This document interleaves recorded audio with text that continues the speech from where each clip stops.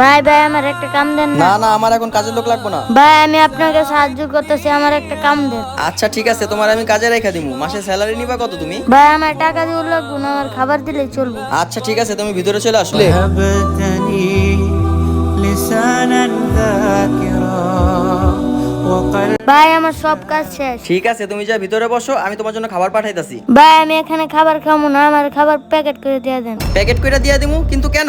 ভাই আমার মা অনেক অসুস্থ, সরকারি হসপিটালে ভর্তি। ডাক্তারে বলছে খালি পেটে কোনো ওষুধ খাওয়া যাবে না, এই জন্য জায়গায় জায়গায় কাজ করে আমার মায়ের জন্য খাবার নিয়ে যাই। আচ্ছা ঠিক আছে ছোট ভাই, আমি তোমার খাবার প্যাকেট করে দিতেছি। يا رسول الله এই যে নাও ছোট ভাই তোমার খাবার। শুক্রিয়া ভাই। দাঁড়াও ছোট ভাই, আজকে থেকে তোমার কোথাও কাজ করা লাগবে না, তোমার মায়ের জন্য এখান থেকে খাবার নিয়ে যাও। আর যদি তোমারও ক্ষুধা লাগে তাহলে এখান থেকে খাবার খায়া নিও। ঠিক আছে ভাই, আল্লাহ আপনাকে অনেক বেশি বেশি দেন। আপনারা যারা যারা মাকে ভালোবাসেন কমেন্টে আই লাভ মা লিখে যাবেন আর সাবস্ক্রাইব করবেন।